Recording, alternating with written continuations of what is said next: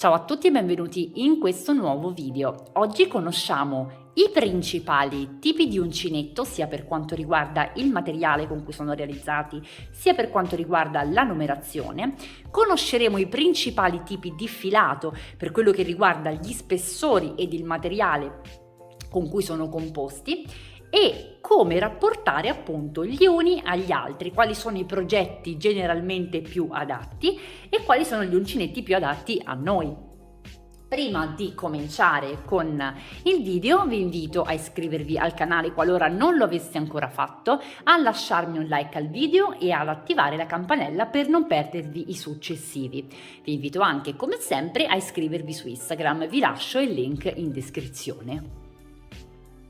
Cominciamo subito con le tipologie di uncinetto. Come già sapete sicuramente gli uncinetti si suddividono in numerazioni, dal più piccino al più grande. Si parte di base dallo 0,5 mm per arrivare anche a un 15 un 16. Ho visto anche uncinetti molto più grandi che comunque non andremo a vedere oggi, parliamo di quelli più comunemente utilizzati.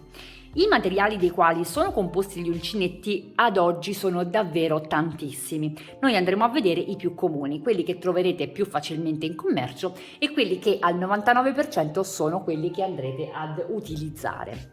Partiamo con il metallo e qui vi faccio vedere due varianti. Abbiamo un metallo sottile e invece un metallo un pochino più importante.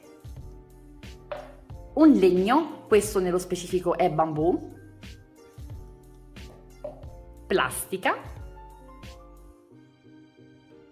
ed ergonomico, ovvero un uncinetto di metallo rivestito in silicone. Questi sono gli uncinetti che troverete un po' dappertutto, online ma anche nelle classiche mercerie. Quali sono gli uncinetti più comodi? Ebbene, a mio parere gli uncinetti più comodi sono gli uncinetti ergonomici, non ci girerò tanto intorno, sono perfetti perché non danno fastidio. Chi lavora ad uncinetto sa che a lungo andare tenere in mano un uncinetto di questo tipo ferisce fisicamente e anche questo, seppur più grande, dà comunque una sorta di pesantezza alla mano, crea dei problemi se dovessimo andare a realizzare un progetto lungo come ad esempio una coperta. Ci farebbe davvero male la mano, non sto scherzando. Quindi un ergonomico sicuramente ci dà un grip molto migliore e non ci va a ferire. Vedete, impugnando l'uncinetto in vari modi comunque noi andiamo a battere con determinati punti della nostra mano che dopo varie ore possono davvero darci fastidio e farci addirittura male.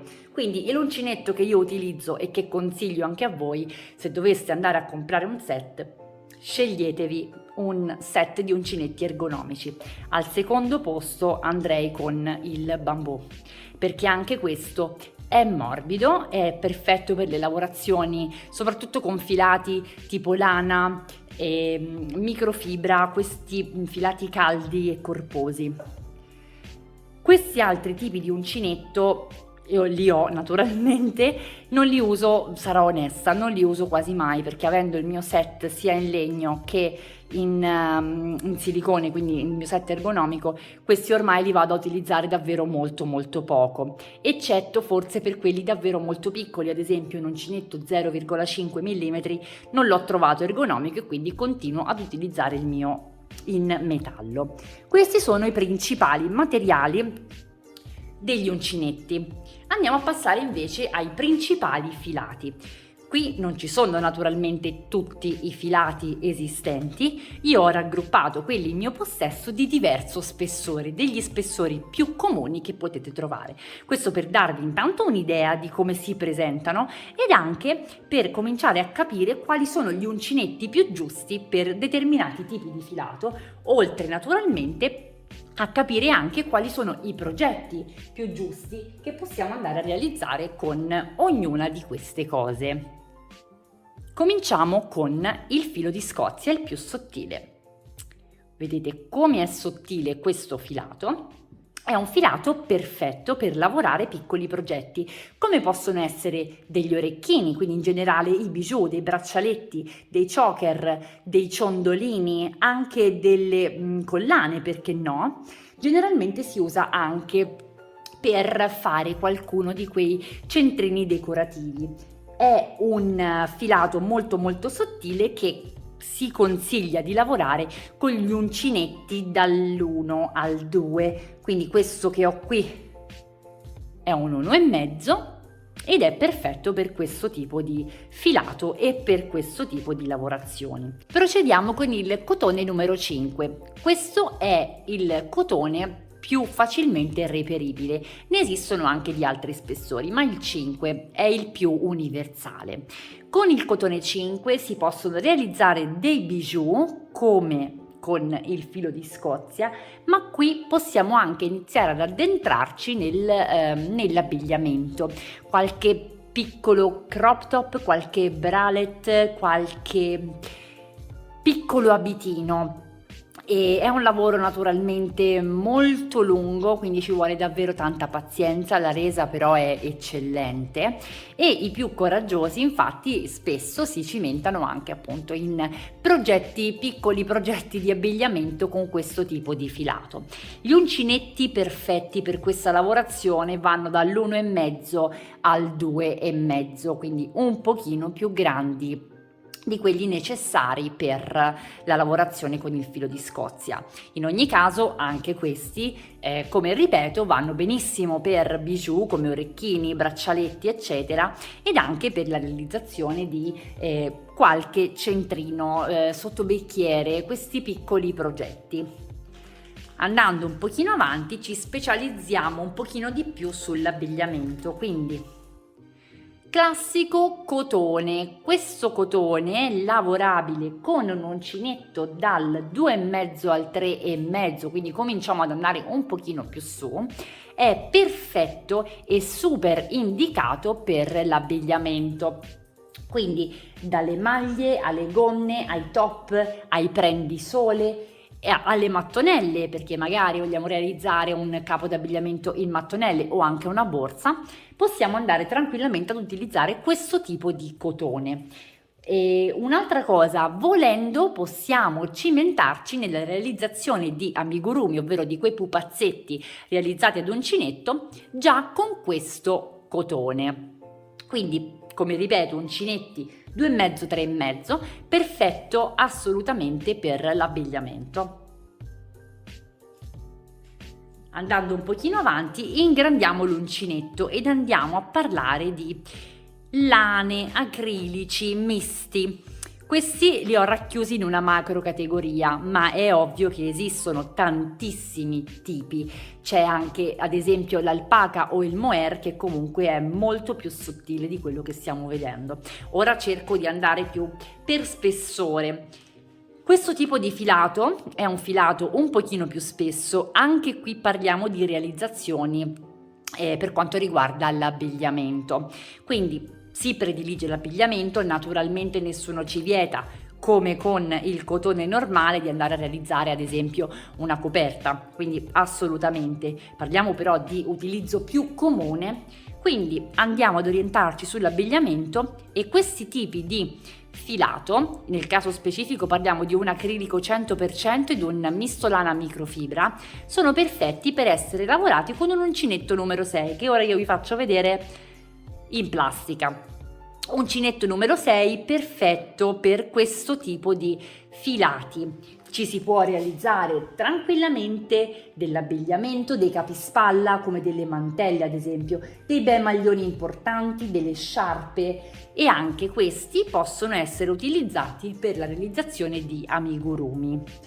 Gli uncinetti da utilizzare sono, io consiglio il 6, ma vanno dal 5 al 7 più o meno, siamo lì. Continuando a salire un pochino abbiamo la microfibra, questa simil pelliccia.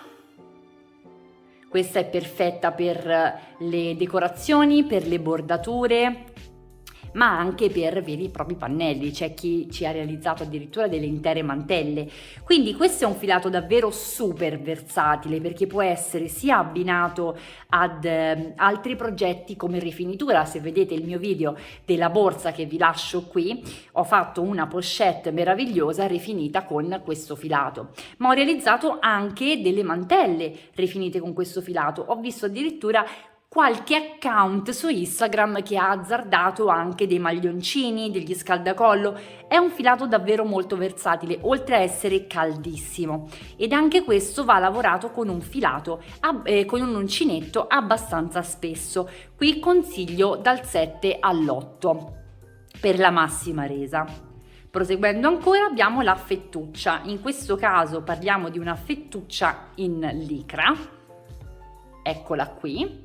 La particolarità di questa fettuccia è che noi possiamo sia utilizzarla distesa, quindi creando dei bei punti, ad esempio mi viene in mente il punto puff, che è un punto molto cicciottello e con la fettuccia tutta aperta fa una figura davvero spettacolare, ma possiamo anche andare a tirarla e a rendere il filato molto più sottile. Di base comunque questo tipo di fettuccia è perfetto per realizzare borse, ceste, contenitori. Tutti quei cestini meravigliosi che vediamo in giro per il web sono realizzati con la fettuccia, o quantomeno quasi tutti. Gli uncinetti perfetti per lavorare la fettuccia sono dall'8 al 10, quindi uncinetti importanti. Questo è un 8, quindi è per darvi l'idea della grandezza poi dell'uncinetto. Questo addirittura è un 10. Ecco qui. Scendendo invece come ultimo vi faccio vedere il cordino. Di cordino ne esistono, penso, infinite tipologie. Vi faccio vedere questa perché è in assoluto la tipologia più comune che potete trovare, ovvero il cordino Swan Black. Questo è un medium ed è un filato perfetto per lavorare le borse. Le borse, anche delle piccole pochette, possiamo fare anche delle bustine, dei portaocchiali, dei portamascherina, dei portachiavi in cordino, non so se avete presente gli Scooby-Doo per dire, ma anche tantissime altre cose, perché io ho visto anche dei portachiavi realizzati con ad esempio una forma di cuore. Cioè il cordino, questo tipo di cordino è un cordino davvero super versatile. Gli uncinetti che consiglio per lavorare questo cordino sono il 3,5-4, diciamo una mano un po' meno esperta andrei sul 4, perché poi più lavorerete più troverete anche voi le vostre combinazioni. Quindi ora che vi ho spiegato quali sono le regole base, ovvero cosa si fa con un filo, quale uncinetto va abbinato e tutto il comprendonio, vi vado anche a dire che queste regole molto presto le stravolgerete completamente, perché prendendoci mano e andando avanti appunto con le lavorazioni e conoscendoci mentre lavoriamo, ci renderemo conto di avere una mano fatta in un certo modo. Quindi quello che magari a me risulta comodo come accoppiamento, per qualcun altro potrebbe risultare scomodo. Oltre questo, noi avremo su ogni gomitolo al momento dell'acquisto una cartina che ci andrà ad indicare, tra le altre informazioni, quale uncinetto è più adatto alla lavorazione di tale filato. Quindi di base la regola ci viene ricordata ogni volta e questo è un bene. Ma io vi faccio un piccolo esempio. Io lavoro molto frequentemente un acrilico come può essere questo, dove mi consigliano un uncinetto 6, lo lavoro moltissime volte con l'uncinetto 4, ma questo è un mio modo di lavorare in base poi appunto alla mia esperienza e a come io mi trovo più comoda, oltre naturalmente alla resa che voglio che abbia il mio progetto finale. Io spero di esservi stata utile. Naturalmente qui vogliamo andare a guardare l'uncinetto ed il filato nella generalità. È chiaro che esistono, come ho detto all'inizio, tantissime tipologie di filato e tantissimi altri materiali con i quali sono realizzati gli uncinetti. Io ne ho visti addirittura alcuni realizzati in ceramica. Parliamo appunto adesso in questo video di quello che normalmente andando in merceria o consultando un qualunque sito internet ci salta all'occhio, quali sono i prodotti più comuni. Ci andiamo appunto ad allacciare al filone dell'ABC, delle basi dell'uncinetto. Io spero di aver fatto cosa gradita. Fatemi sapere se avete anche altre domande o se qualcosa non vi dovesse essere chiaro. Vi invito di nuovo a iscrivervi al canale qualora non lo aveste ancora fatto. Vi invito a lasciarmi un like al video se vi è piaciuto e se ne volete ancora, perché ho anche altri argomentini interessanti, magari uno specifico sulle borse o sugli accessori delle borse, come scegliere meglio i materiali. Fatemelo sapere. Sono molto interessata all'argomento e penso anche voi, e non vedo l'ora di potervi accontentare con altre nozioncine. Mi raccomando anche, continuate a seguirmi anche su Instagram, se ancora non lo aveste fatto vi lascio il link in descrizione. Vi auguro una buona giornata, a presto!